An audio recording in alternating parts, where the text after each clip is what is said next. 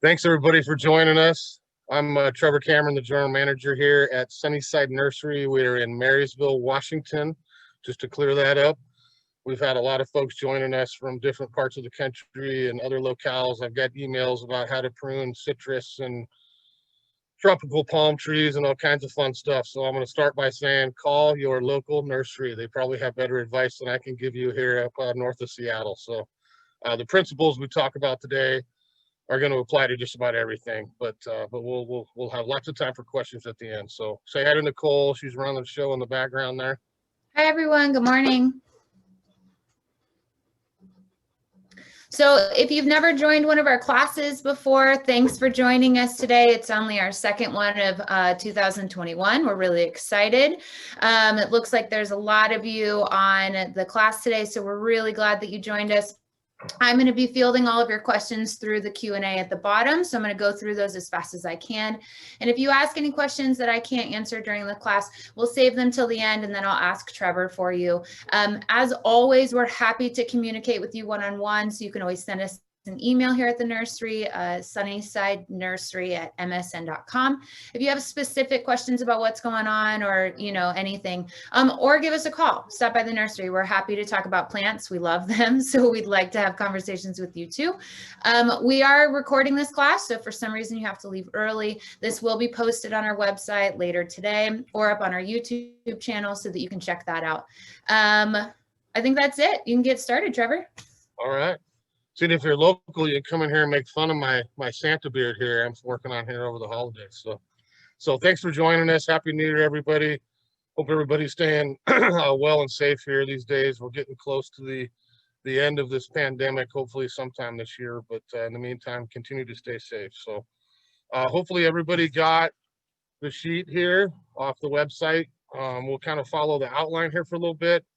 I'm going to brought some branches in to show you. We'll do a little bit of pruning, and then I've got a couple of slides to show you towards the end. So we'll do a little bit of everything today.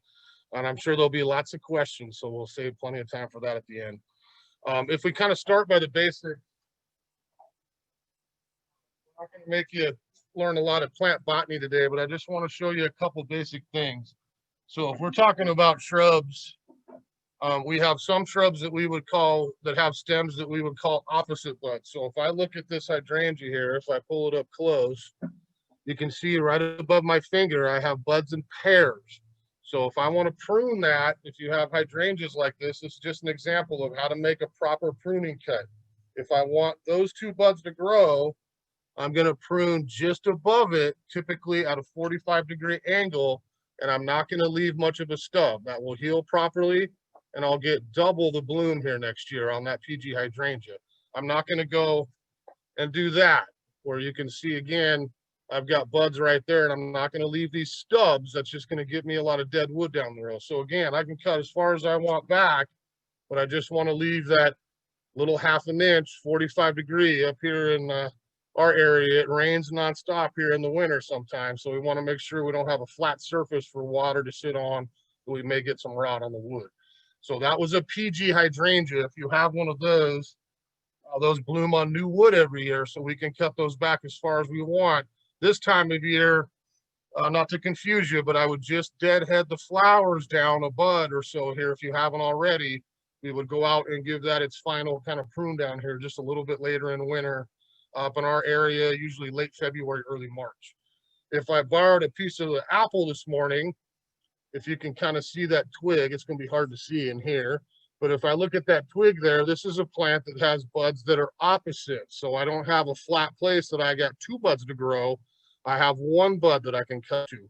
So if I'm shaping a tree like this, I want to pay attention to where I cut. If I prune right there, again, 45 degrees at a nice angle, this is the bud that will take over and continue the direction that I want it to. I don't want to prune to that one and grow back towards the center of my tree. I hope that makes sense to everybody, but that's kind of just your basic pruning cuts, doing those at 45 degrees, keeping them nice and clean, and you'll have happy plant after pruning. If we talk just a little bit, the second point there on types of pruning, we won't spend a lot of time today talking about pinching back and shearing. Those are things that we would do in the growing season.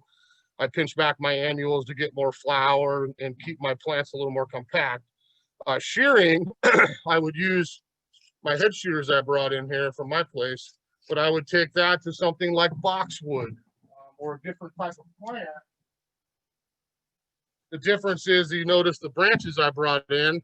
This is evergreen, but if I look at the stem of a boxwood, I've got so many buds up and down each of those pieces of wood. I could certainly spend an hour and cut each individual stem, or I can save myself some time just by shearing it into the shape I like. Maybe you like triangles or ice cubes or cones or whatever you desire.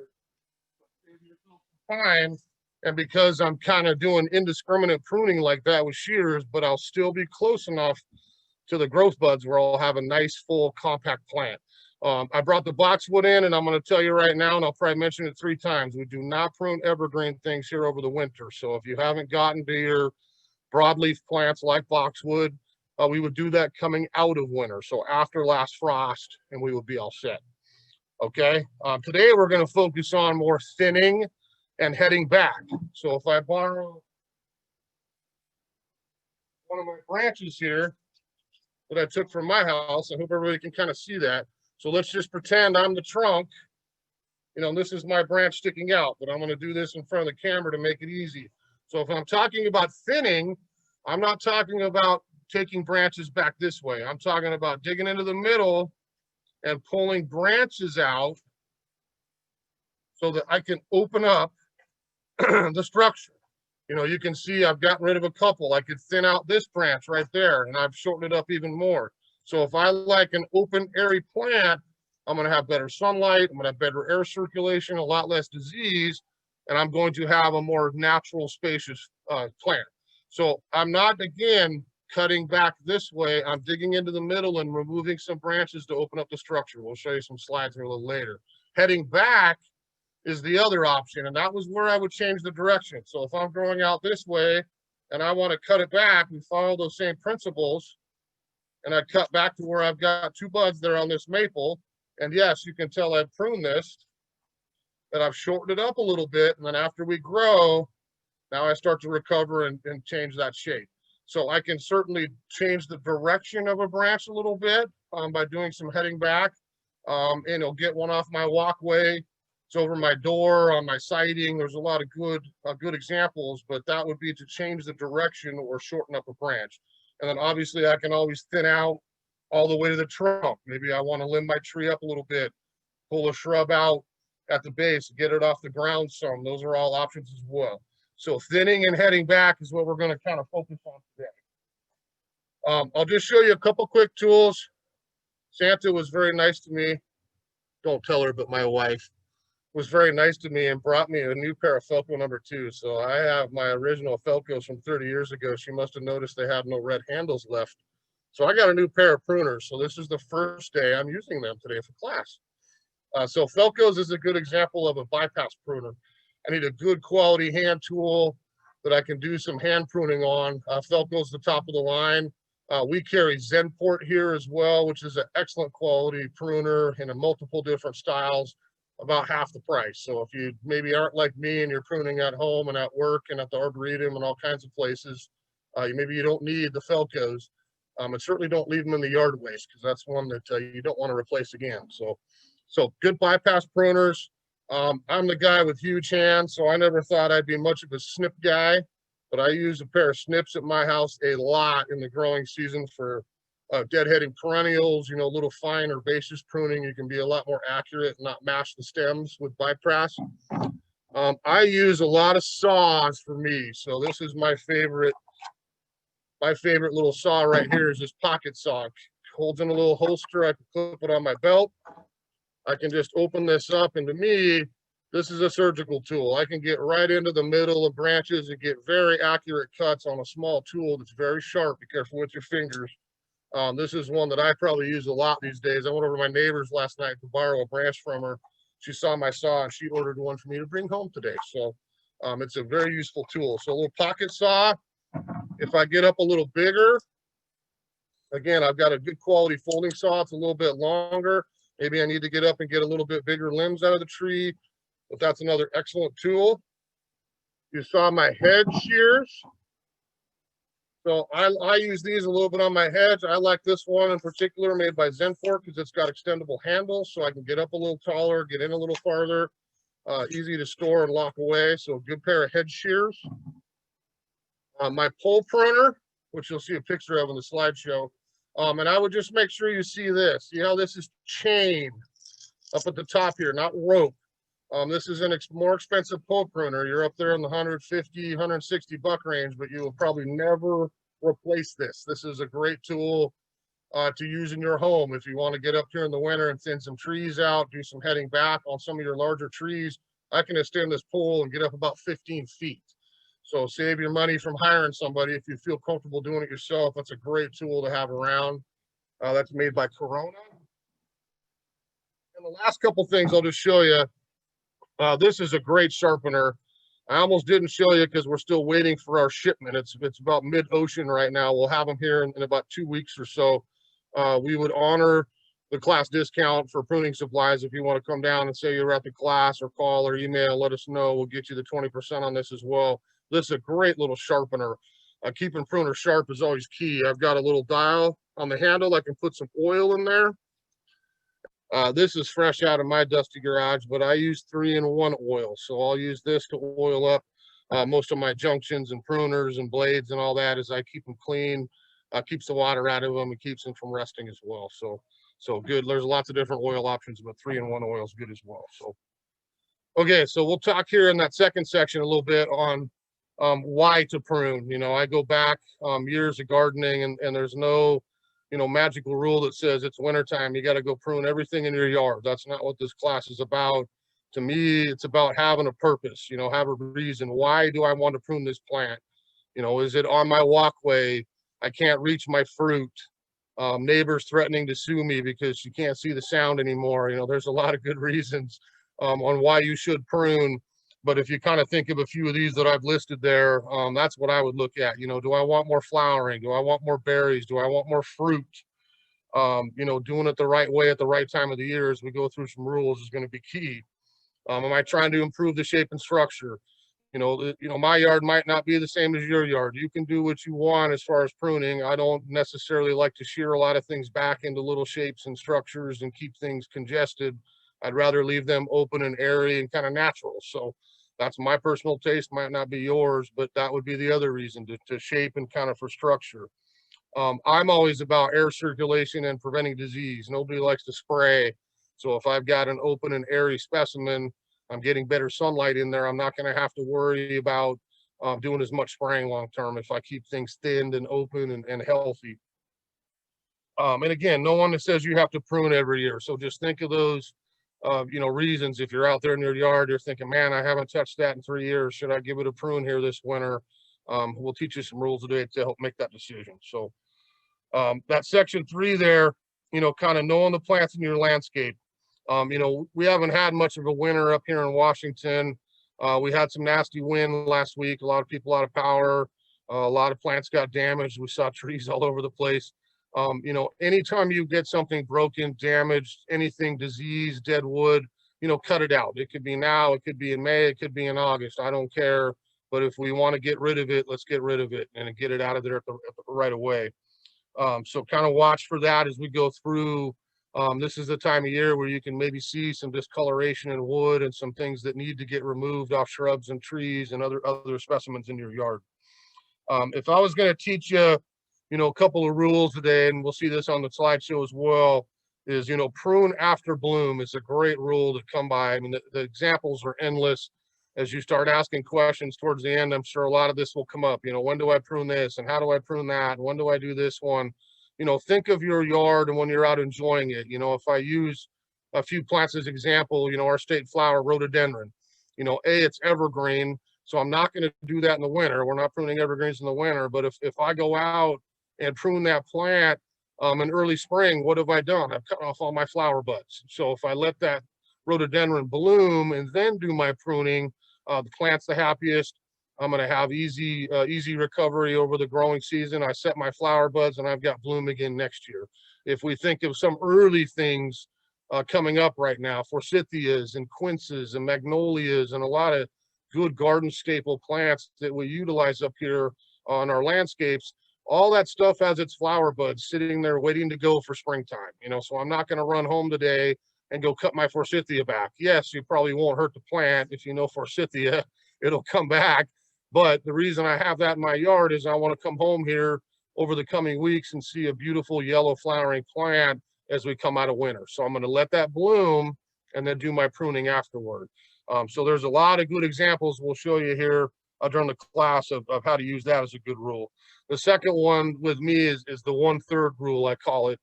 I'm never going to take more than 1/3 of a plant in height or spread in a season.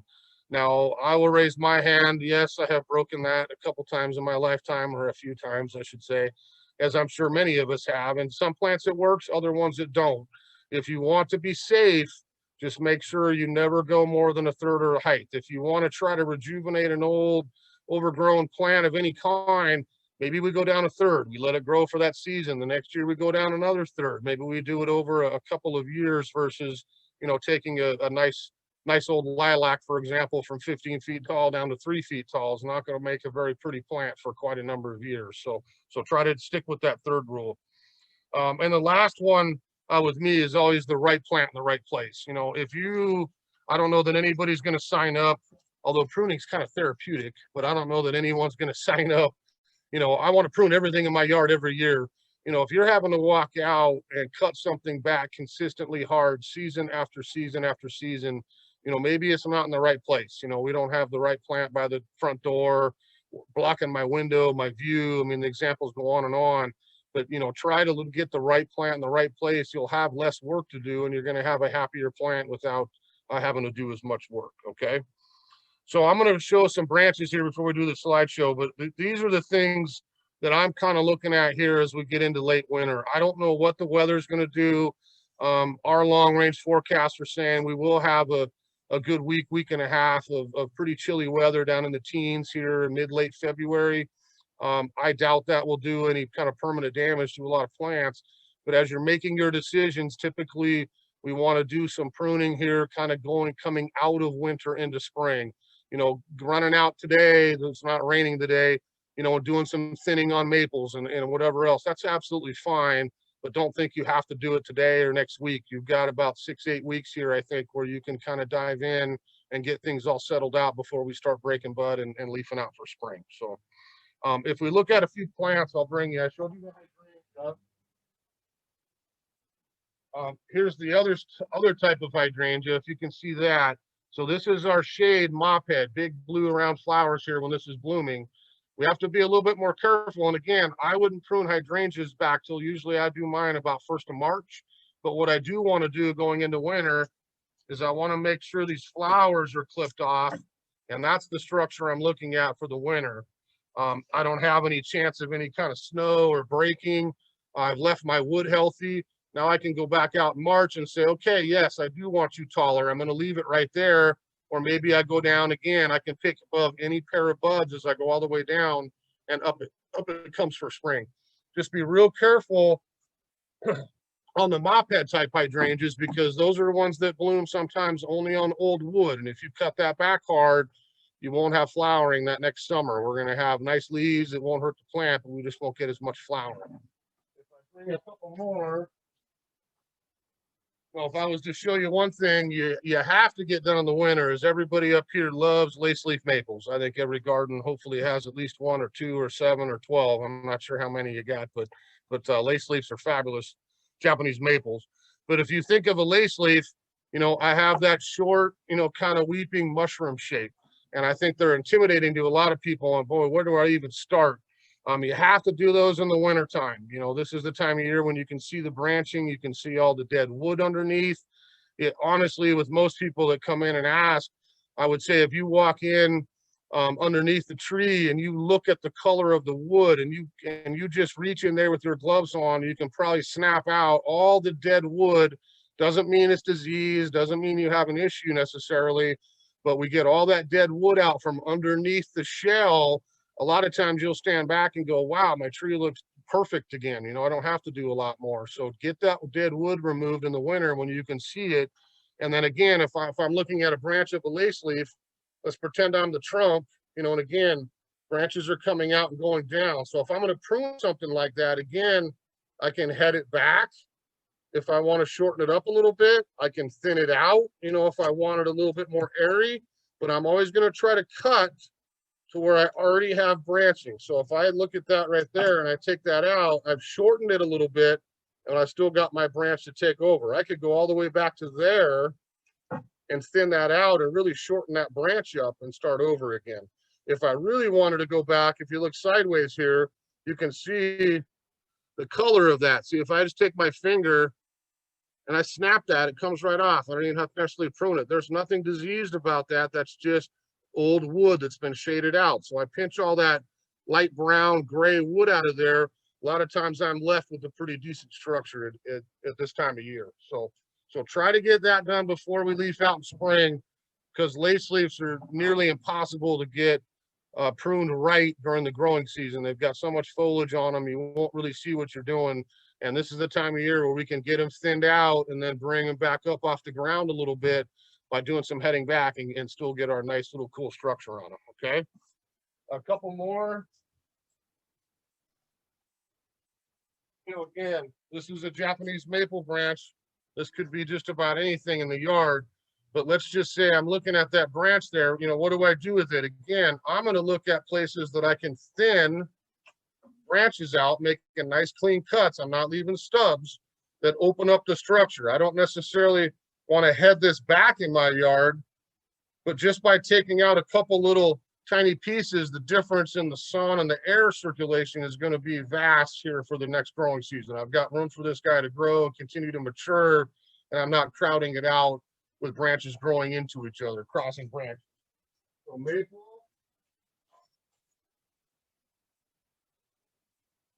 I'm going to show you a couple things here for kind of specific for this time of year.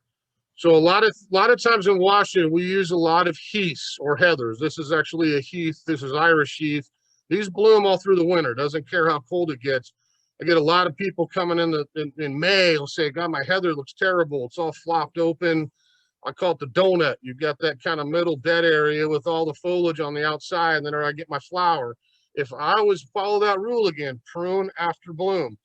So if I grab my shears here, take 2 seconds coming out of winter when this is done blooming, and I cut down below the flowers and just lightly clip this back, I'm going to have a really nice, dense, compact, mounded plant with no dead areas, and then I'll have twice the flower again that next fall and winter. So make sure you get your heathers pruned coming out of winter. We love hellebores around here, the Lenten roses. So I brought one in. We're not going to prune this because hopefully someone will buy it here in the next few days. But if I looked at this hellebore and I pull those old leaves away, what do I have? I've got all my flower clusters coming up, just like they're doing in my yard or right here in Everett. In an old hellebore in your landscape, I would always recommend walking out. You can do this today. Go out there and reach in there carefully and cut all those old leaves out of the way. You'll see your flowers coming up here after winter, and I've gotten rid of all the old foliage and I let it start over again once a year. I'm not saying you have to do that, but to me, I think it will help the look of your hellebores quite a bit as we go through the seasons. If we just remove that foliage every year or two and let it start over fresh, you'll see your flowers a little better as well.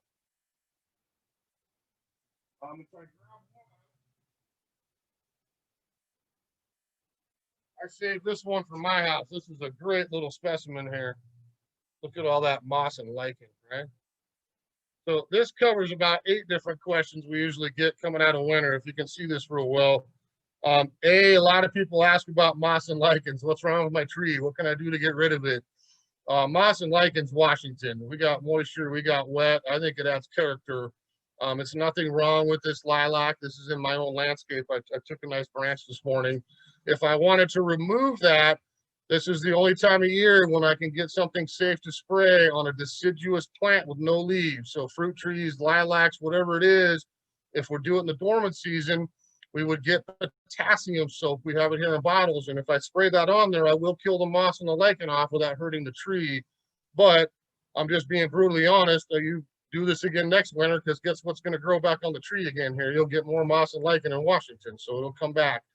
But I brought this lilac and intentionally didn't prune it yet, just to kind of show you an example. Let's see if you've been listening. So everyone who has lilacs knows what?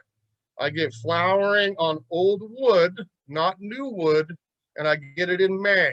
So if I look at this plant right here, I can pick out all my flower buds that I'm going to get to smell in my own yard here as we get into mid-late spring in this growing season. If I go out and do pruning back in the winter, what's going to happen? I've cut off all my flower buds. So I'm going to try to let this bloom. And then if I want to cut it back and get it into size, then I would prune after bloom. What I'm telling you this time of year on a lot of these spring blooming shrubs and things that you want to enjoy the flower, you know, don't look at heading it back and cutting the whole plant back. Dive into the middle and cut your dead wood out. You know, if I start pruning in here, you know, maybe I just want to even out the structure. You know, I want to take out some of these inner limbs and let this lilac bloom, you know, breathe a little bit. I can see some old stubs in here. You know, again, I'm thinning it out by taking that little piece out right there. And I'm opening up the center. I'm getting more sunlight. I'm fixing crossing branches. I'm checking to see if anything's broken. All of that, absolutely. Let's do it here anytime as we're in this dormant season. But I'm not going to go out and say, oh, well, you're a little bit too tall, so let me start taking pieces out of the top. You know, well, right there, I can tell you 1, 2, 3, 4, 5, 6, 7. There went 8 flowers that I would have gotten to smell here in May. You know, take this one out. There goes another 7 or 8 flowers. So again, you know, lilac is always going to grow if you've had it as an example, but I'm not going to try to cut it here until I enjoy my flower. I do this in later May and June when I'm done blooming. I can get my structure. I can cut it back. I have the whole summer for that plant to regrow some fresh stems, set its flower bud, and then I don't skip a beat. I've got the full flower again in spring of 2022. So again, this could be a lilac. It could be a magnolia. It could be a dogwood.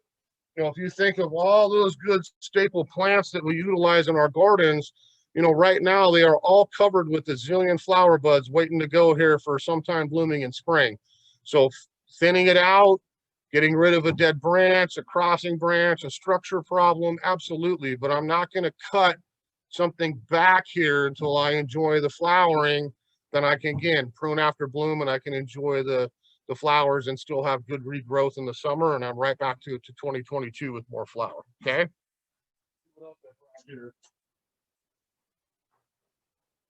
Thanks to my nice neighbor, Miss Brittany, she let me borrow a couple of her fruit branches here. So I know there's going to be a lot of questions here at the end about different types of fruit and what we're going to do. So I'm going to try to do this real quick. In 2 weeks, I'll be teaching fruit tree class here 2 weeks from today, last Saturday in January, and we'll go through some more fruit things. But I think a lot of folks are probably looking at pruning the fruit trees. And yes, we can start having at that here as we go into now, and then again, heading into bloom time for a lot of our Northwest fruit trees. But if we look at fruit, I'm going to show you kind of apples and pears first. So if we look at a pear, this is a little branch off a pear tree, okay? And I look at how this plant grows. So it's been pruned at the tip here in the winter, but if I follow the growth, that's what grew last year. That's what grew the year before, and we can follow that all the way back to the trunk. If you notice on last year's growth, what don't I have? I don't have any place for fruit production. I've got no spurs on there. I've got 1-year-old wood. If I move to the second section and I start looking, this is where I have all of my spurs that are going to drop clusters of flowers and then give me clusters of fruit to enjoy this year. So if I'm going to prune something like this, I'm not going to be very aggressive. I'm not going to cut it back super hard, or I'm going to cut off a lot of my wood. If I go back and lop this off here, I got nothing for 2021. If I'm going to prune this, I'm always going to try to look at last year's growth. And yes, I don't want a 6-8 foot tall sucker coming out of the top, which is what you probably have right now if you've got old trees. So maybe I go in, if this was the top of a branch, maybe there's 10 or 12 of them coming up in a cluster. Well, maybe I get rid of 8 or 9 of them. I leave 1, 1, 1 going in open directions. And then I take those and I follow my basic pruning principle. I cut down a 1/2 inch above the bud to the one that I want to keep. Now this branch is going to continue to branch out and not crowd my tree back towards the center. I hope that makes sense to everybody. So pear is one type of spur fruit.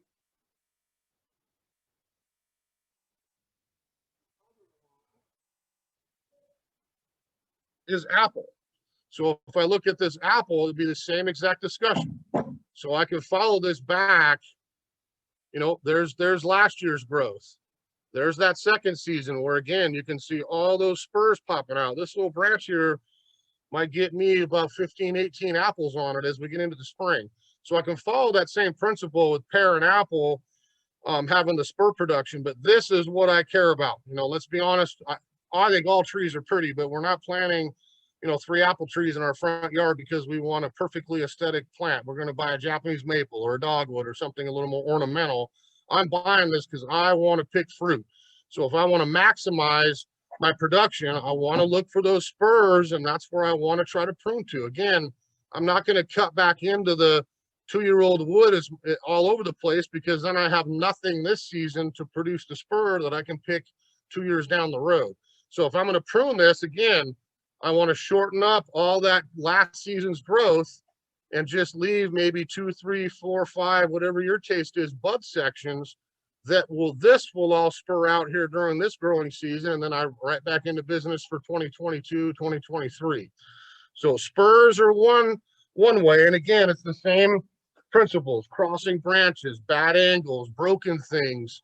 You know, we would get all that out here in the winter, then look at what's left and say, okay, let's get all these water sprouts or suckers cut down to a comfortable height with good shape. I don't want 6 branches growing straight for the sunshine. I might want one this way, one that way, one that way, and I can continue to develop the structure of my fruit tree kind of on the slower side, but also a place I don't have to get a 30-foot ladder to pick my fruit. I can keep it a little lower and more spreading in shape, make it easier to grab the goodies every year. Okay. Would be things like apricot, peach, cherry, and plum. I don't have to wait 2 years for production on things like that. I just wait 1. So if I look at this little branch of a plum I borrowed, I look again, I've got old wood on the trunk, and then you can see what grew out last season. You can almost see the flower buds coming out. Well, probably not against my white beard, put it against my blue vest. So if I look at that right there, what do I have on all that 1-year-old wood? I've got flower buds all up and down that growth. So I'm not going to go out and cut all that out. There's my plums for the growing season. But if I make sure I note where those are, now I can do some directional pruning and shape it a little bit and do all the same things, but I just don't have to wait that second year to produce the spurs like we do on apples and pears. Cherries, same exact thing. Here's a small branch of a cherry. And if I look at that 1-year-old wood, what have I got? Clusters of flower, cluster of flower, cluster of flower. Big bunches of cherries are going to be produced on that here during this growing season. So if I want to prune, I can certainly cut it back a little bit, but I would, on this is a perfect example of that prune after bloom. I would rather let the cherry bloom, get all the pollinators hopping around my yard in springtime, see where my cherries come out, and then do a little bit of pruning to thin it out. So very, very easy to not cut off all your flower buds that way. So just real quick on fruit, you know, again, we'll do some more here in a couple of weeks at the fruit specific seminar, but that'll just give you a couple ideas on maybe to get started here during the winter time. So again, just to real quick, we'll start taking some questions here after I show you a couple slides, but there'll be a lot of plant questions on specific shrubs and trees. I'm guessing here during Q&A. That gives you a few little basics on some, but just remember one thing for me: do not prune evergreens yet. We're not going out and doing boxwood, camellias, and rhododendrons and all those fun evergreen plants. We want to wait till after winter. The basics of pruning is to do what? Encourage growth. Encourage growth in its season, and I don't want to encourage that here coming out of late winter. I want to make sure that I give that time to heal after we have frost. So give me 1 second here. I'm going to share my screen.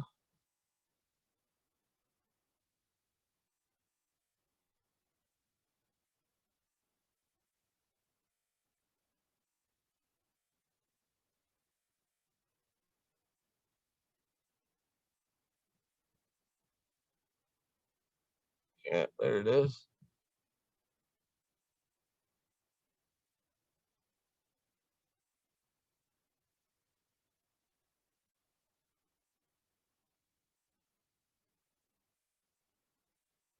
Okay, hopefully everybody can see that, Nicole. Yes? Yep. So we'll show you a couple. There's me, if you didn't get my name or where I work, or we're in Washington again. Just a couple quick pruners. You saw my Felcos there. That's a picture of Zen ports to bypass.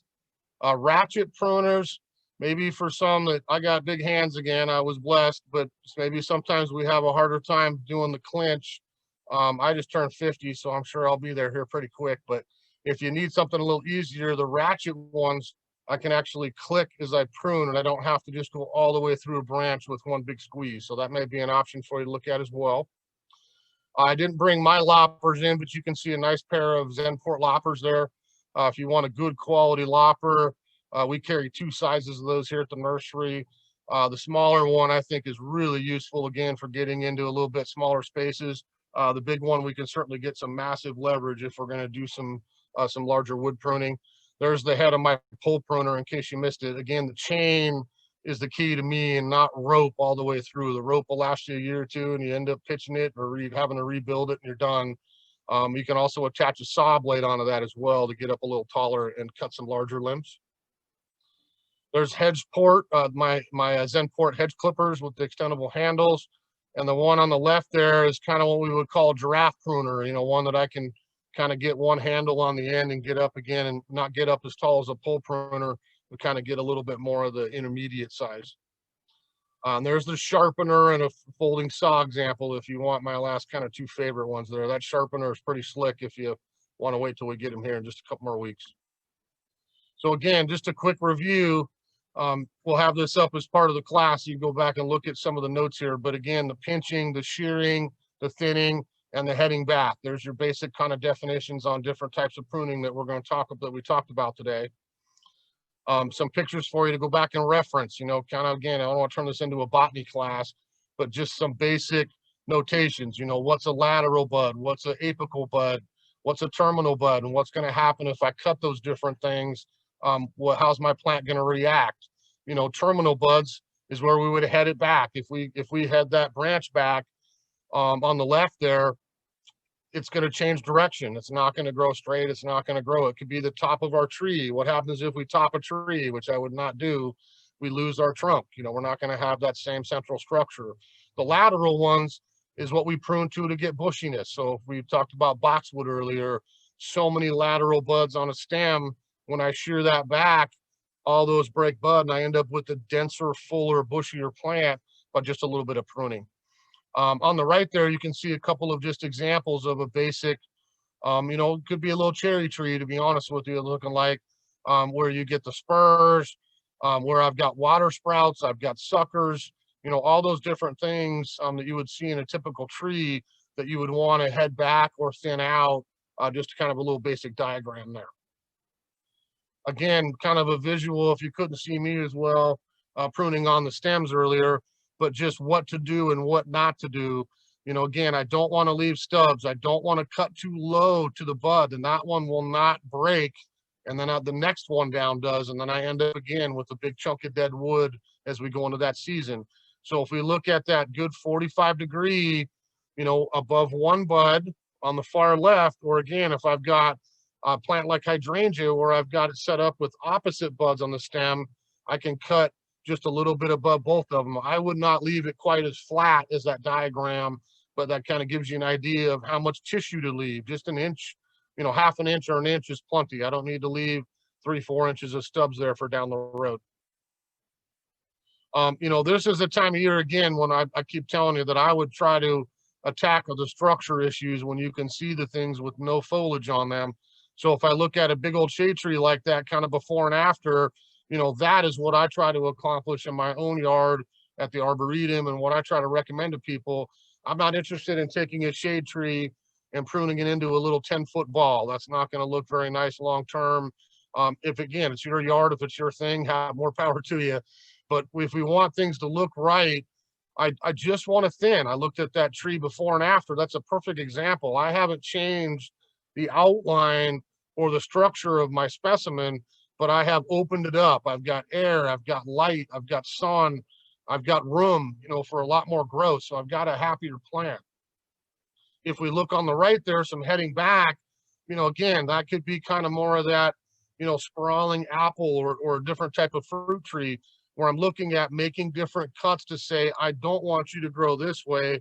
I want you to go that way. I don't want you to go straight up. I would rather have you start to spread. Those are the ways we can change the direction of our plant specimen by doing a little bit of heading back. If we look at pruning large limbs, this is something that probably a lot of us were doing here a couple days ago after the windstorm. But if we had big branches come down, we want to try to clean those up. Or maybe I have one that snapped and is just hanging there on my old Douglas fir. Never get up. If I take my arm, let's pretend I'm the branch coming off. I'm never going to grab my saw and just start cutting like this. What's going to happen?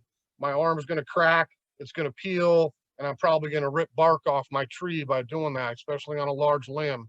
So I would always go cut up, make a notch, then we can go on top and cut it. I'll get a break. Then I can always go back and get right up to that collar on the trunk so that it heals properly. And again, I don't have those dead stubs as we go through.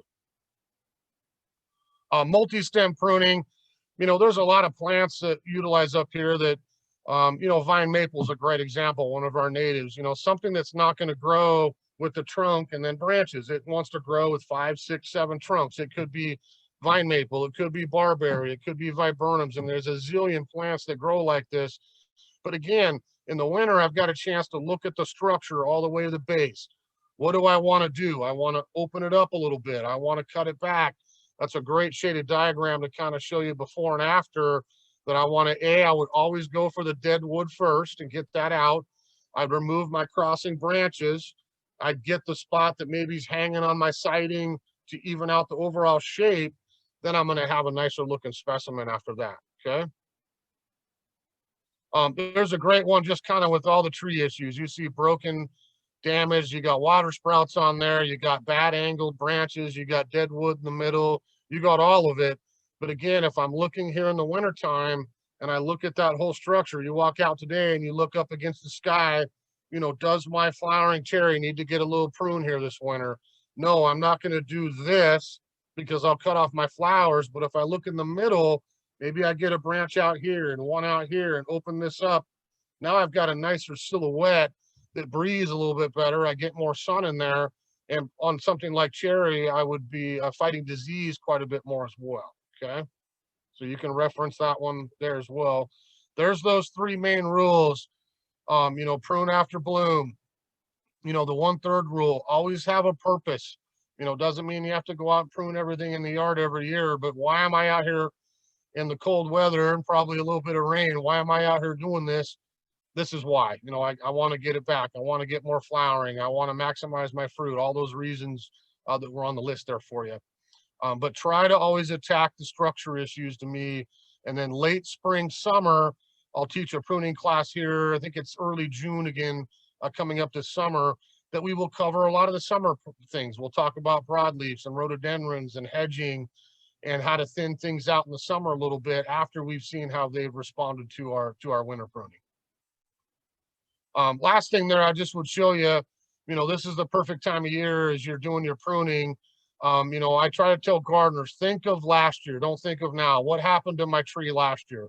Let's just use, let's pick an apple as an example. Was the leaves healthy? Did it have scab on it? Was it spotted a little bit? Did my fruit have scab on it?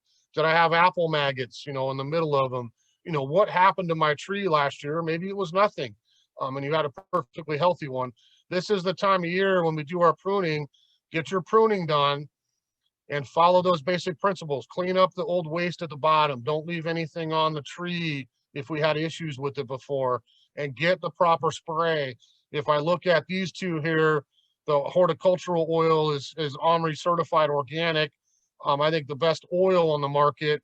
I can use that in the winter as a great way. If I spray that on a branch, it's going to run and coat and cover everything. Essentially, I cut off oxygen between whatever stuck to my tree and the open air. So I could have bug eggs on there, fungus spores, a lot of the things that we will not want to keep.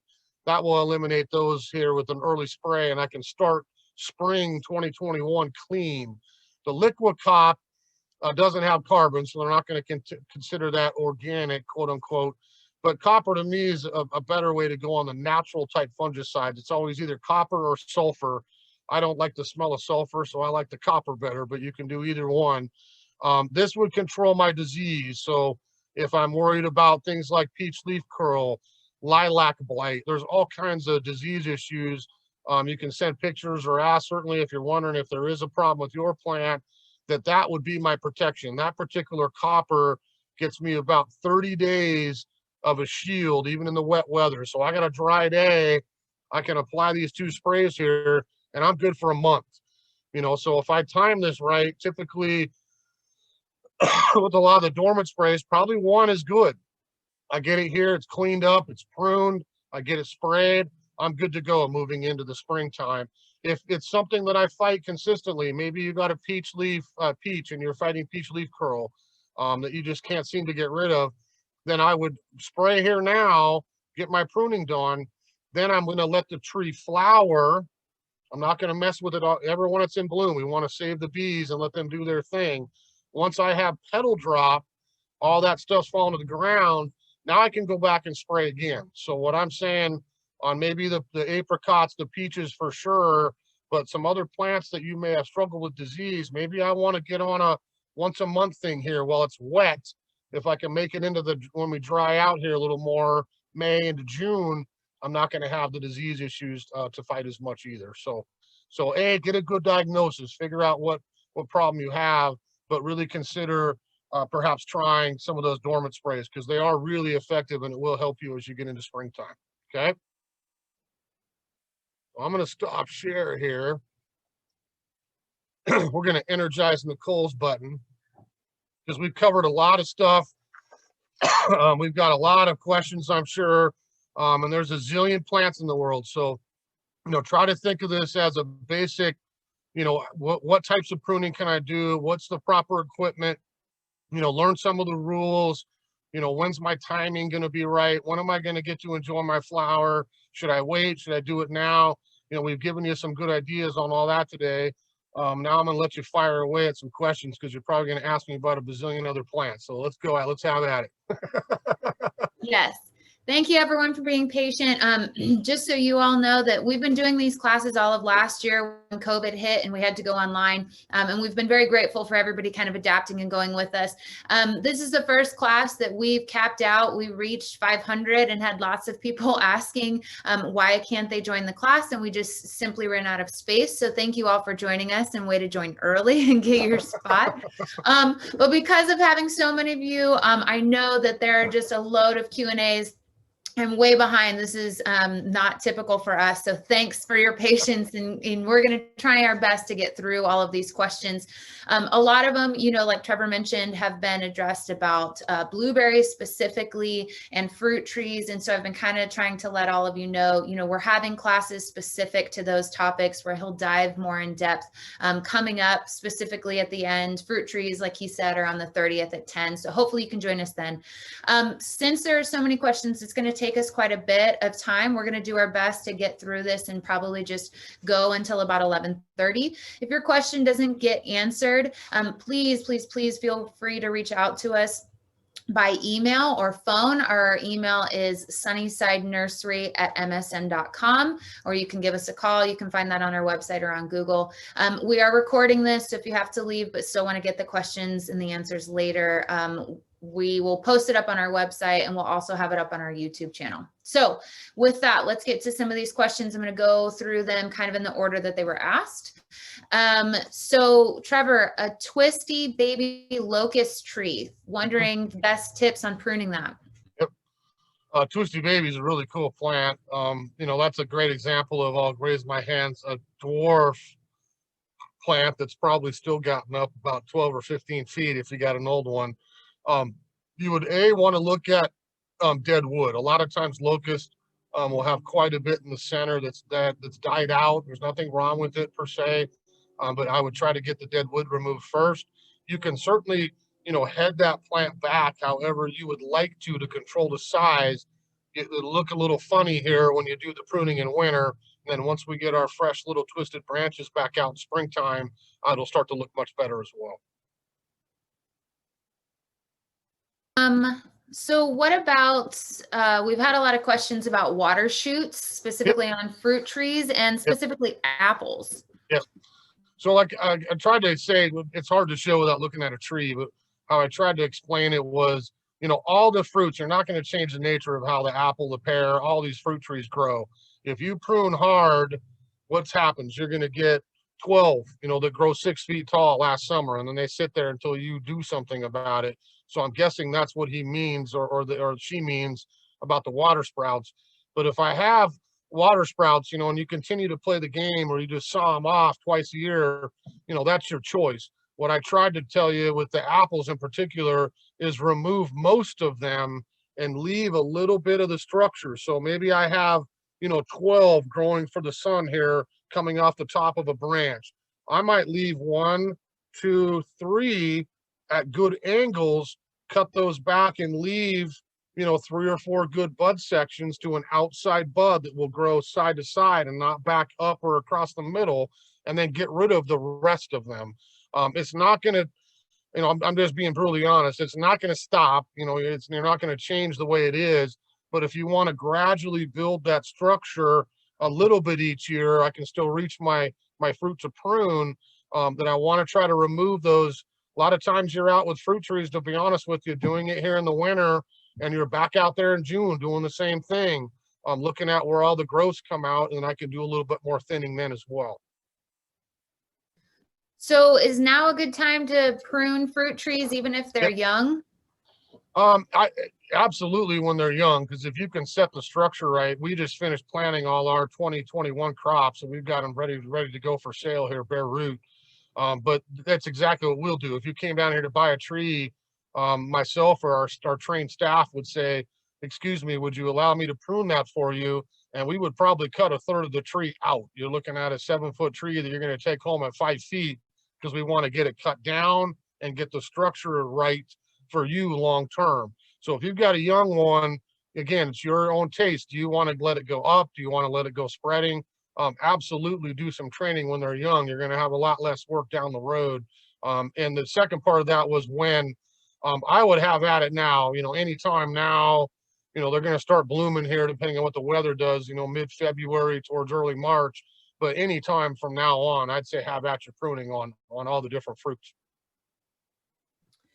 Shifting gears, we had a lot of questions about hydrangeas. I know you talked about PG specifically, but there were questions about the timing. Does that apply to just PGs or all hydrangeas?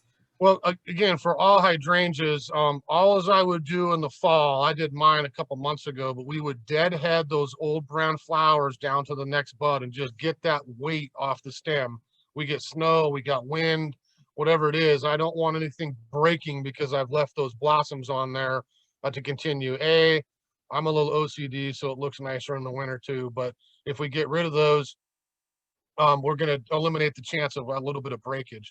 Now, if you're talking about cutting them back, excuse me, we have to be very careful knowing what hydrangea we have. The PGs I brought in have the big, tall cone flowers. Those bloom on new wood each year. So I don't care how far you cut it back. I would wait till about 1st of March. If it was me, you could cut it back hard, do whatever you want to it, and up it comes, and it blooms twice as much this next year. If it's the round flower or lace cap, the flat ones, the first question I would always have is, what variety do you have? All the old fashioned ones, say going back before 2000, bloom on old wood. So I can't prune them back super hard, or I get no flower that next summer. Not going to hurt the plant, but I just will not get the repeat flowering. If you have any of the newer generation hydrangeas, which is probably 99% of what we sell here now over the last decade or two, I've got bloom on old wood and no wood. So now you've got the ultimate flexibility. I could cut it back if I want. I could leave it alone if I want. The hydrangea question always goes back to that right plant in the right place. If you had room to grow an old-fashioned one, great, let it get big. If you don't, buy a new one that you have the flexibility to prune and still get the reward of the flower on there. Can you talk a little bit about new wood versus old wood? Well, just think of all the things in your yard. Examples would be endless, but we haven't talked much about magnolia. You know, if you got a magnolia tree and you walk out and look at it right now, I've got little fuzzy buds sitting at all the tips of the branches. That is my spring flower. Those were produced last summer, and they will bloom the next year for you. So again, if I go out and prune that in the winter, I've cut off all my flowers. That only blooms on old wood. Dogwood, exactly the same way. All these flowering cherries and plums and crab apples. Is it going to hurt the tree if you go out and prune in the winter? No, no, not at all. But I would rather have you enjoy your flowers here maximum for springtime, and then do your pruning right after bloom. The weather will be a little warmer too by then, so you can get that done after flowering. If it's a new wood bloomer, like let's just use a common shrub. Most people grow spirea, you know, great little shrub, multiple varieties, all kinds of colors and leaf colors and the rest. You know, that's a plant that blooms on new wood, and a lot of times twice a season. So I can do whatever I want to that coming out of winter, and it's going to perform for me that next year. If you're wondering, you know, on spirea, there's one I break the 1/3 rule. You know, I've got a couple in my yard that are up 3 or 4 feet last summer, look great, nothing wrong with them. I've already pruned one of them back here last month, but I'll cut it down, you know, to a little 6, 8, 10, 12-inch little mound of twigs, and then up it comes in the spring, and off we go with the flowering again. It's not going to skip a beat. You know, I couldn't possibly list all the plants and whether they're old or new wood. If you're wondering, you know, what you have, you know, look at some of the structures, the structure tips we've talked about today. Where's my flower buds? You know, if I you know, play trial and error, if I prune this back, I'm not going to get the flower that I want. Oh, I've got an old wood bloomer. I got to let this flower and then do my pruning. You know, lilac's an old wood bloomer. Forsythia is an old wood bloomer. You know, there's a lot of good examples. The new wood ones are, you know, a little bit scarcer, but there's still plenty of options for plants that would bloom on the current season's wood as well. Why do you cut at 45-degree angle? Well, for me, again, it's not the end of the world. You know, with the head shears, there's no way you're going to be able to go out and probably do that. But, you know, take a plant like the hydrangea or something in lilac that I've got a nice woody structure. It's probably not for everywhere in the country, but in Washington, it doesn't rain hard every day, but it's pretty wet here in the wintertime for 6, 7 months. So I just don't want to take the chance of a flat, you know, parallel to the sky cut that water just sits on. Maybe I get some rot, maybe it turns black, maybe that's a spot where I get disease that settles in there because it's flat. If I have a angled cut, the moisture runs off a little bit better, it still heals properly, but it's probably not the end of the world either way. Okay, what about if you prune a Japanese maple, will it help it to get more bushy?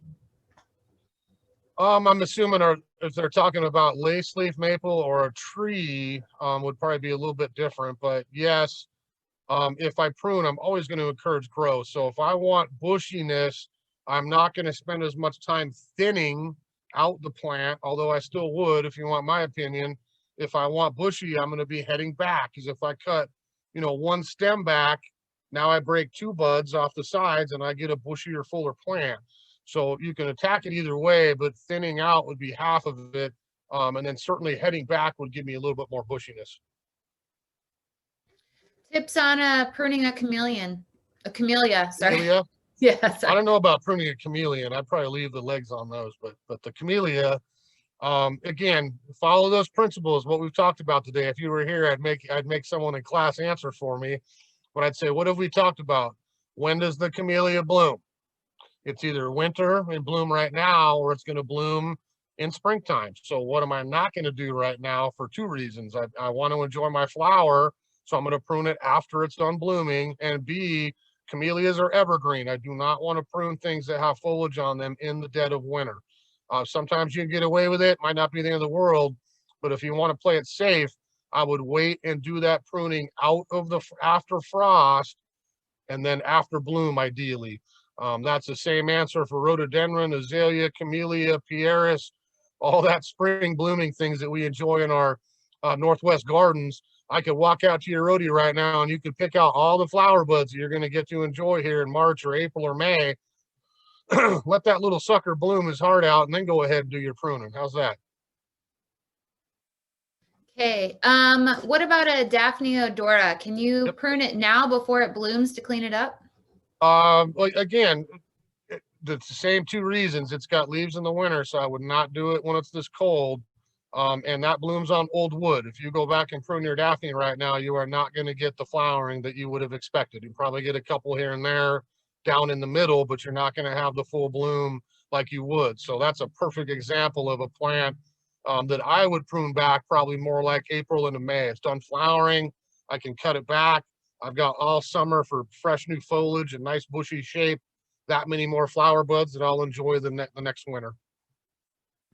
Would you say the same for Sarcococa, that Yep. later after it's done blooming, that's the best time? Yeah, absolutely. Sarcococa is a plant I love. I've got them in my yard as well. Ours are just starting to bloom. The whole yard's smelling up here with that sweet smell. Never prune those in the winter. A, they're evergreen, and B, enjoy those flowers here. And then you could do that right after we're kind of done with frost. You know, probably in April, you could do your clipping back and have all year for that regrowth. You walk out, you know, in probably August, even July, you're going to see all those flower buds already sitting there on the stems of Sarcococa for that next winter flower. So shifting, we've had lots of questions specifically about blueberries, and I know we talked about the berry class coming up, but can you give any, you know, when's the right time to prune your blueberries and some quick tips on that?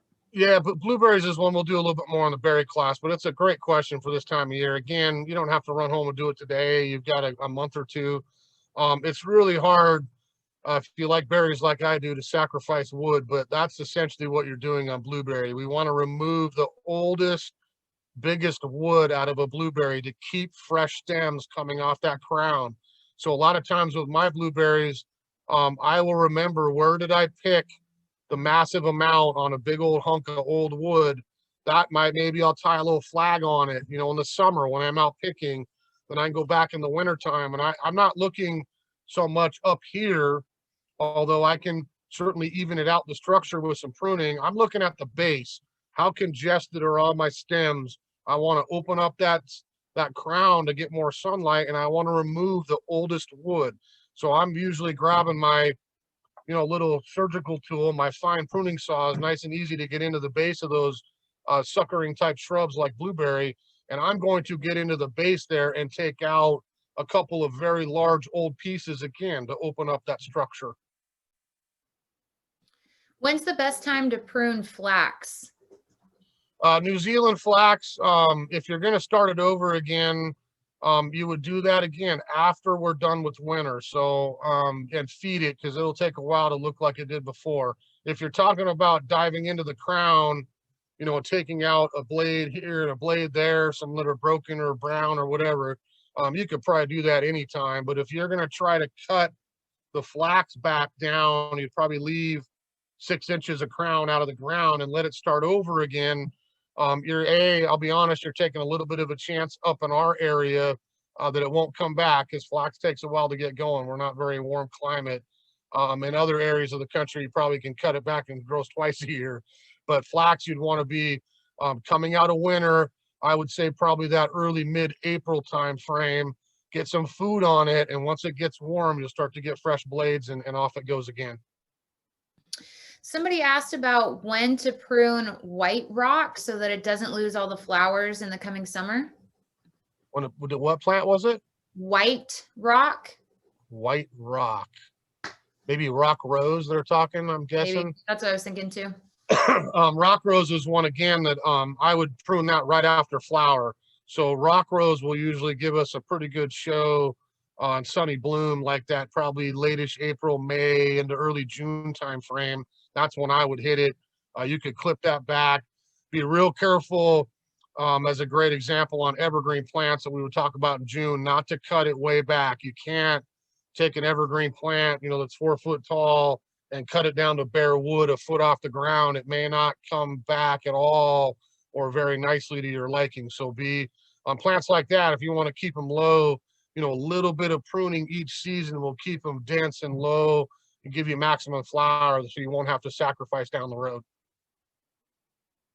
So earlier you froze up or lost your internet right when you were talking about the sharpeners. So can you show us those again and then how to use them? So the sharpener here, It's a KS06. It's made by Zenport. Again, I've got a handle screw here. I can keep a little bit of 3-in-1 oil in there with my little brush to keep my blades nice and all the mechanisms. The key is the end. If you can see that, I'll get it right up on the camera. So I can flip this over. The top I can use for knives and cleavers and kitchen utensils. The bottom here I can run on my head shear blades, my loppers, my hand pruners. If I've got a typical pruner, I'll bring out my Felcos here, and I'm just trying to keep them sharp. Okay, I'm going to use that and literally just run it down the blade a couple times. It'll keep it clean, and that will sharpen my blade day to day.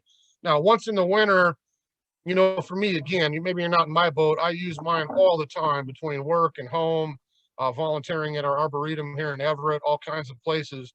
I burn through a lot of sharpening blades. I'm going to keep mine regularly. So in the wintertime, I will take my Felcos apart, get the grinder out, and really give them one good cleaning and sharpening every winter. If it's just day to day, this is from my garage. We have multiple ones here we use too. This is what we use kind of day to day maintenance.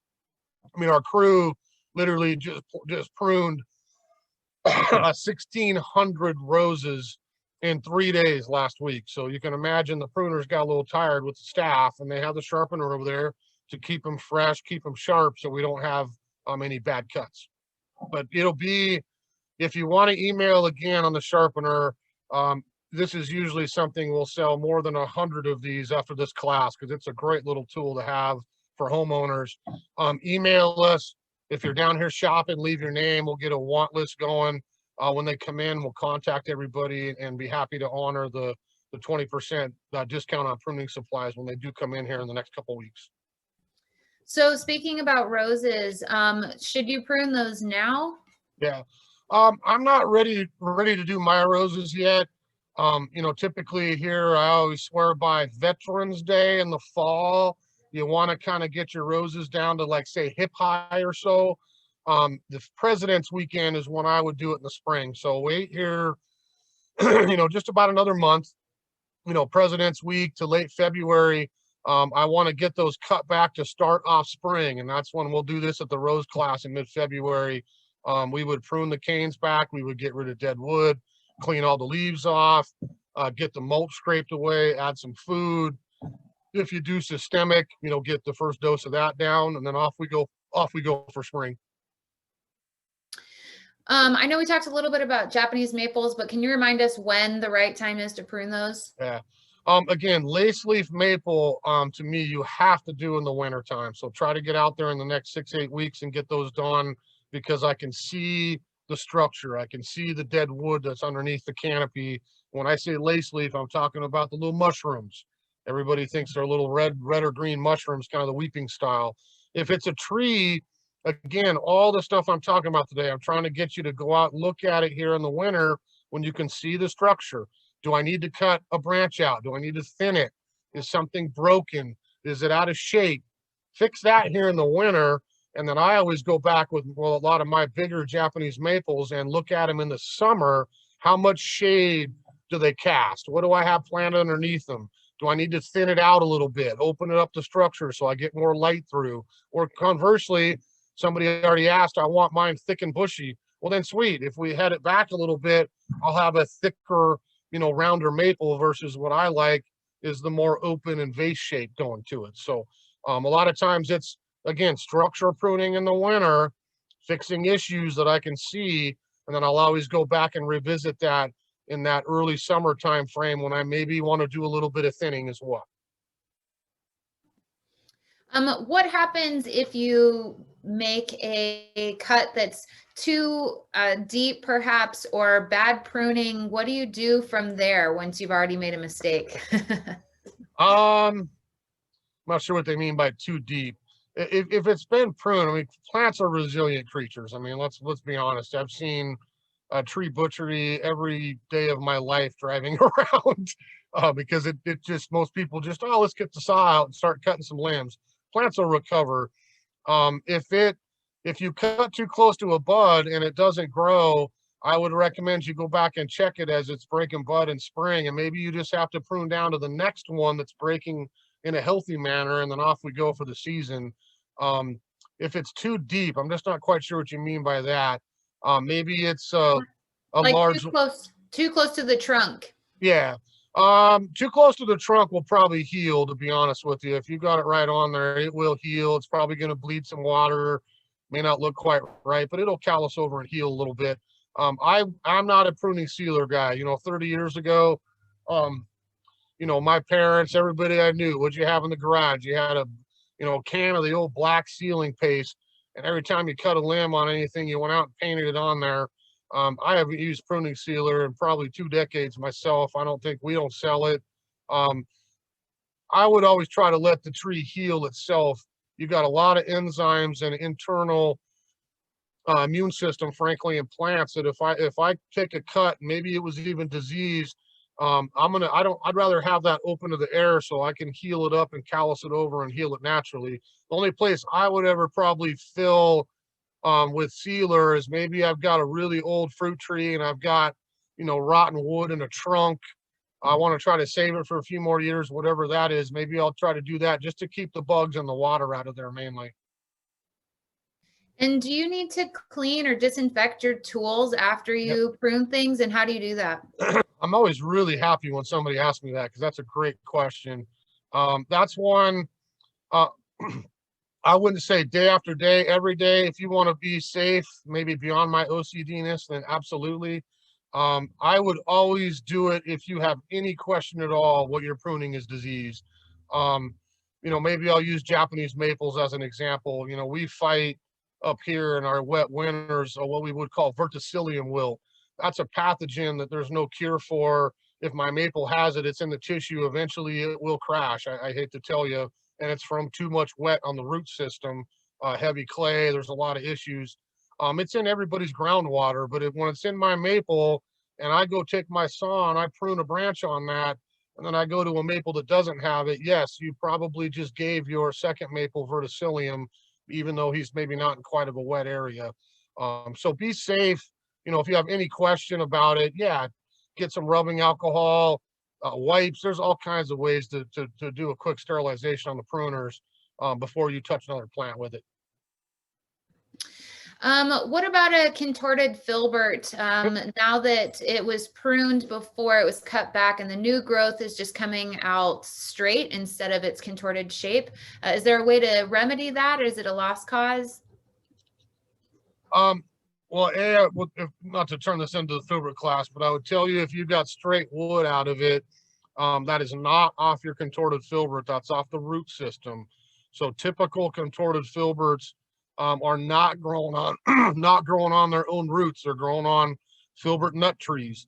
So old style filberts like that will sucker right off the surface roots. And what you probably have is the contorted part on top, and coming up through it, you've got big hunks of straight filbert nut wood that you would want to get out of there. I would really look at the base of that plant, get a nice sharp saw and reach in there and cut all that stuff off at ground level. And I bet you'll be back to the contorted way. The second half of that answer would be, again, I love contorted filbert. The reason I would have that in my yard is it's got really cool twisting branching. And right now it is about to start dropping catkins and flower for me in the dead of winter. So I'm not going to run out and prune mine here anytime soon, except, again, structural issues. You're talking about suckers off the root.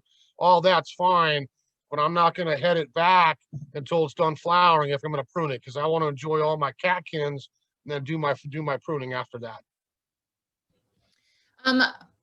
Somebody mentioned that they know it's better to prune on dry days as opposed to rainy to make sure of disease. But do you have to have multiple days, dry days in a row, or is just one enough?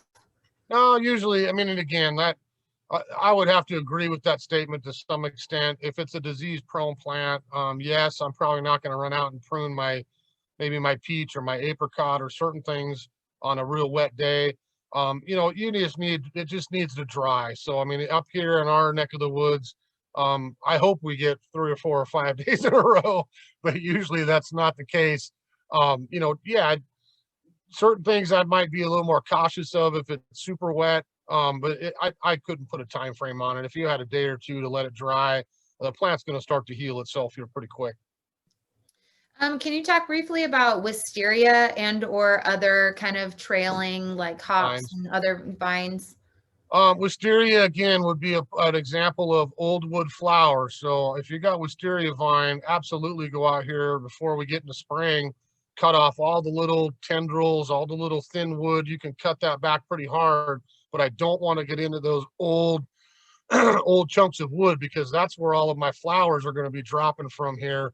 And that's the whole reason I would have wisteria, is to get to smell and enjoy the beautiful long flowers. So be careful on how far you go back. You know, we probably absolutely break the third rule. We have a couple here at the nursery that we will cut back substantially here before we grow in spring, and way more than a third, but I'm real careful not to take all the oldest wood sections out because that's what's going to give me the flower. Plants like honeysuckle, same story. I can tidy them up, but I want to leave that old wood on there so I get to enjoy the flower, and my hummingbird does when we get to spring bloom. Clematis would probably be the topic that's a little more interesting, in all sorts of shapes and sizes and styles of clematis. That's a little bit like the hydrangea discussion we had, where some clematis bloom on only new wood, some bloom on old wood, and some bloom on both. I can speak for here at Sunnyside, we carry the easier ones to grow that bloom on both types of wood, especially new wood, because we want you to be able to prune them. I haven't carried old wood clematis blooming for probably 20 years. You would get the one bloom and then be done. You can't prune them. But if I've got clematis, you know, typically an old clematis, I want to try to cut back maybe into that 3 to 4 foot tall range of old wood. I get the flowering in May or June off of that. Then I skip about a month, and then I continue to get all the flowering the rest of the summer into fall on the new wood for the year. Can you talk about dogwoods, specifically how to get them to flower more? Yep. Dogwood's the one, again, we got to press rewind here and go back to last summer. So if you come in here and say, you know, Trevor, I've had this dogwood, man, I get no flowering out of it. My first question would be, when do you prune it? If you're pruning it in the summer, you're probably cutting off your wood that would have produced flower buds. So that's phase one. Phase two would be water. You know, this is not a tree that's drought tolerant. And if I'm a plant and I'm in the summer up here, which we are very dry, and I struggle for water, the first thing I'm going to do is not produce flower bud. I'm going to lock down. I might go turn color early, go dormant early. I'm sure folks have seen that happen on certain things in their yard. But I have to keep my dogwood happy over those summer months to get the flower production I want to enjoy for the next year. So if you haven't had flower, I would tell you, A, don't prune it in the summer, fall, winter. You're going to cut your blooms off. B, look at the foliage real carefully. You may have a touch of anthracnose in our wet springs. Look up anthracnose on dogwood. Look at some pictures online. Maybe you have a touch of that we can spray for. If that's left unchecked, it might kill my flower buds off on my tree and I wouldn't get as much bloom. And C is a really easy one. Feed it and water it. So if I get into summer, you don't have to go out and water a dogwood, an old dogwood tree.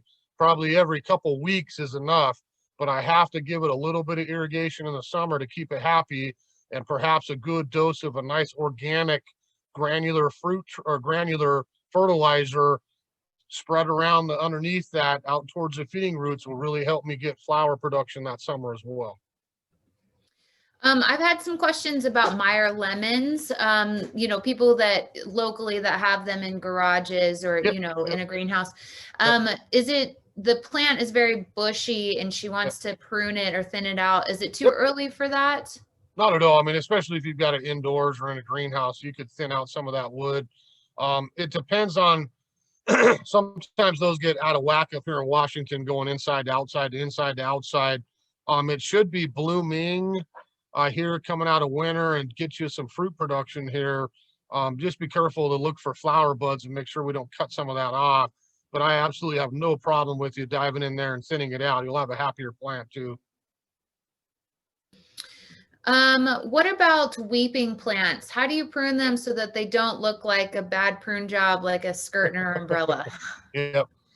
That's another great question, because weeping plants, And it could be weeping, any deciduous, a conifer, it doesn't matter what we're talking about. It is really up to you on what you want that plant to look like. I can stake a weeping thing up, let it fall down narrow. I can keep it short and let it grow wide. So picking your structure would be kind of phase one. You know, going along and clipping it into an umbrella is probably giving you the look that you don't want. So doing some thinning on it, really don't look at the tips. I would do that last. If I'm looking at an old, you know, we already did lace leaf maple. How about a weeping birch, you know, a Young's weeping birch? I'm looking at a birch tree in the winter and I got a whole bunch of twigs pruned into a little umbrella or a pussy willow, anything like that. I'm going to get up underneath that guy and look at the wood and try to remove all that underwood that's buried underneath. It's probably dead anyway. Get that out of there. Then I can stand back and say, oh, sweet, I kind of can see through a little bit. I've got some structure back. The last thing I would do is walk around the perimeter to pick it back up off the lawn or a shrub.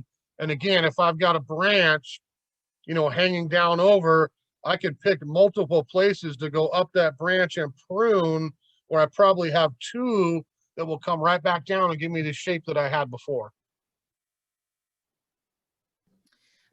Witch hazel, there's the best way to keep it in dwarf form, Yeah. and when? Well, that's going to be a tough one for me to answer honestly, because I just don't like pruning things into balls every year. You said dwarf, you know, the smallest witch hazels we're going to get 10 or 12 feet. I have a yellow one in my yard, it's about to full bloom right now, that I would not want to sit and prune into a little ball. If you really want to, again, right after flowering is ideal. So you're getting into that early springtime, the flowering's done, do what you want to do. But you know, that's part of that kind of right plant in the right place. Love witch hazel, you know, as a small garden tree or a large shrub in a yard, depending on which one you have. You're not going to win trying to keep it at 3 or 4 or 5 or 6 feet tall. You need to get it just a little bit more shape to it, some structure. What about magnolia? When's the best time of year for that? You know, same thing. We mentioned magnolias here a couple times. I've got my buds on there right now. And if you don't, it's the same discussion we just had about the dogwood. Take better care of it over the summer to get your flower bud production for the next season. A little water, a little food, a little summer pruning perhaps. Right now, again, you're not going to hurt the plant if you want to walk out and prune it. If it was me, I would look at thinning it, structure issues, all that, absolutely. But I'm not going to, you know, head it back here in late winter. I'm going to cut off all my flowers. So let it bloom, you know, whether it's a star magnolia in, you know, late February, March, or a saucer type in March, you know, April, May, whenever it's done blooming, go ahead and do your pruning at that point. You've got all summer for healthy growth and a flower bud set, and you're back in business for 2022. What about ferns? When and how do you prune those? Yeah, ferns, you know, again, some of them have probably turned to mush. If they're perennial ferns, you've lost your growth on them for the winter. We would just clean that up and we'll see in the spring. If it's sword fern, you know, deer fern, there's all kinds of different evergreen type ferns. There's not necessarily that you have to do it every year, but if you did want to clean it up and start it over, you could clip those down to the crown. Just be real careful of all those little fiddle heads right at the crown, because that's what's going to elongate out and give you a brand new growth here come springtime. So late winter, you know, if you want, in my opinion, I'd leave them alone here for another, you know, 6 to 8 weeks and walk out there probably early mid-March, cut back the sword fern, whatever it is, and let it start over again.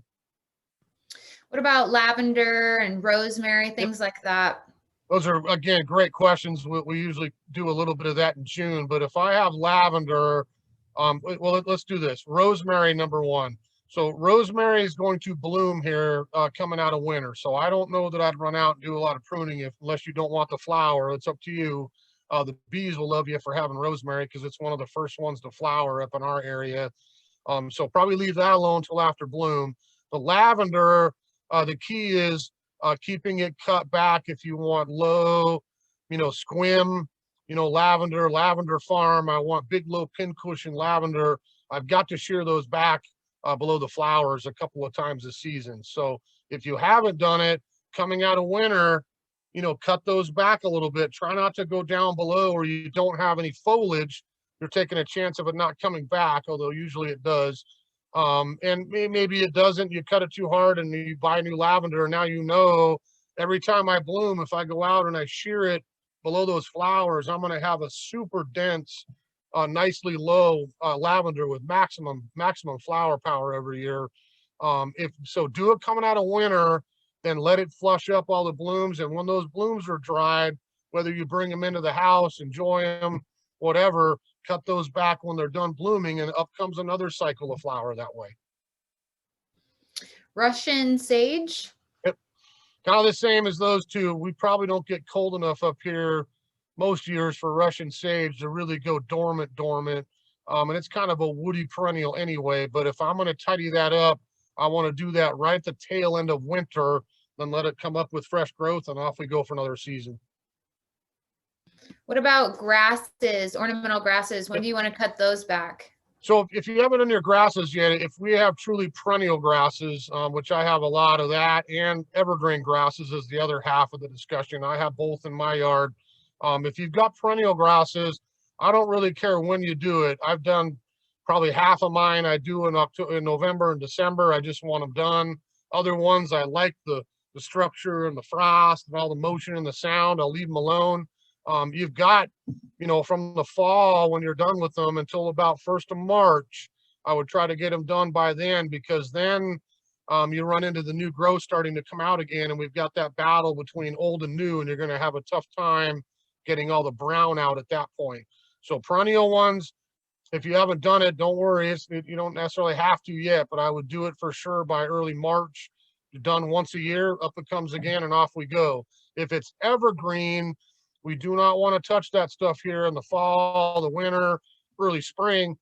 I would probably say wait till April, and maybe we would leave just 3 or 4 inches of growth and shear it all off and let it start over again.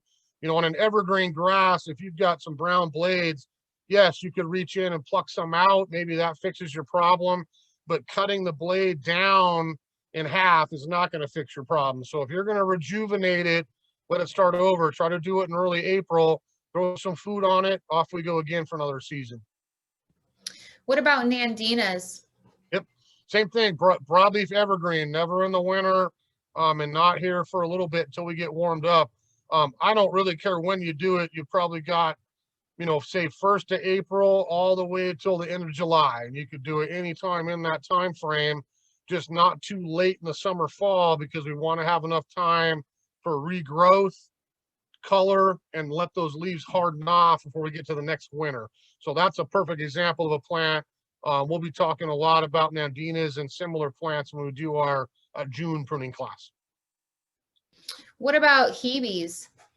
Same answer as the last one. Hebe would have leaves on it here. We do not want to open it up, especially hebes are a little bit more tender up in the Pacific Northwest. So don't do any pruning here until we are done with frost. I don't know which one you have, because there's a huge range of hebes. Blooming time varies from summer to fall. You got to be careful pruning them back super hard. You may not get as much bloom that immediate season, but I would say April would probably be a good month for you to lightly clip them back to get them a little bit denser and get a little bit more flower later in that season. What if you have dead leaves on something, or blooms that you didn't deadhead that you should have? Are those things you need to take care of before spring hits? We grab your hand and give you a slap. No, I'm just kidding. No, you don't have to worry about it. If you've got old spent blossoms on them, I'm surprised Mother Nature in our windstorm a few days ago didn't take care of it for you. They took care of the last of mine. But if you get a minute, certainly get them out of there. If there's leaves that are kind of frozen to stems, it doesn't happen a lot in my yard. It happened to my lace leaf, to be honest with you, in the fall. We had the right weather that all my leaves just kind of sat there brown. I put on the gloves and real gently just kind of rake down the stems and try to get all that stuff out of there. Just try to get it done here before we get into the new growth in spring. Okay, let's just do a few more. I know there's a ton that we didn't get to, so my apologies, but we're going to answer just the last few. There's a few questions about citrus. I know we already talked about lemons specifically, but Yep. people who are not in our climate who can Yep. grow them outside, is now Yep. a good time to do that? Should they wait? Well, I only spent 1 year down by San Francisco back in my childhood, but I would really recommend you talk to your local nursery on citrus. I can tell you from what we had down there and what I know of citrus is, again, all of the bloom and production happens over the winter, which is why we can't grow them. They're a lot of times not super frost sensitive. With global warming, we're almost there. We could probably grow them year round in Western Washington. But if I go out and do a lot of pruning this time of year, I'm probably cutting off my production because typical citrus trees are all going to bear in that January, February, March, April timeframe. So again, thinning, structure issues, limbing it up, all that stuff, absolutely have at it any time. But if I'm going to try to cut my tree back, again, if you don't care, and I'm guessing you're from a place that doesn't get frost, it's probably not going to matter to the tree, but I'm probably going to skip this year with a lot of production. Just to say it out loud, you're going to talk a lot about espaliers at the fruit tree class in 2 weeks, right? Yeah, and that's a tough one to explain, whether I'm doing webinar, you send me a picture. We've had a couple people send emails asking about it. I wish we could have you down here. We've got 2 espaliers in our garden here that I usually walk the class out to and say, this is how you do it. And everyone's like, oh, that's easy. It's really hard to tell you. But essentially with espalier, torture is probably a tough word, but you're essentially torturing a fruit tree, and it's not in a bad way, but you're telling it to behave. I don't want a tree. I want something I can run along my fence, my siding, whatever it is. I just don't want a tree. I want something low and lateral. It's all about pruning, and keeping up on it. It's probably twice a year, typically this time of year, and then again in summer. But I'm trying to get short little bud nodes with multiple spurs. If you're local, it doesn't matter if we can't do live classes here. Just come down and find me, and I'll show you, in 5 minutes on the 2 trees we have here on the property, kind of what a nice espalier looks like. We just got ours in. They don't need much pruning, but I can certainly show you, kind of again the structure you're going for, doing it that way. But don't be bashful. If you think of espalier, you're essentially, bonsaiing a fruit tree to some extent. I mean, you're telling it, I don't want you to go up, I want you to go this way, and you're continually training it and pruning it to do that. Thank you all for staying late. We appreciate it. We would keep going all day if we could. Unfortunately, we would be here for hours, but we're happy to devote that time to you one-on-one. So like we said before, send us an email, give us a phone call. Trevor will be here all day today and tomorrow while we're open. So he's happy to answer your emails or phone calls and talk with you one-on-one about your questions or what's going on. And again, we're recording this. So if you want to go back and see the slides specifically, you can watch the video again, pause it, screenshot, write notes, whatever it is that helps you with those slides, because I know they're really handy. We hope to see you all in 2 weeks on the 30th at 10 o'clock. That's our fruit tree class again with Trevor. And so we really appreciate you joining us. Thanks so much. Thank you, everybody. Stay safe.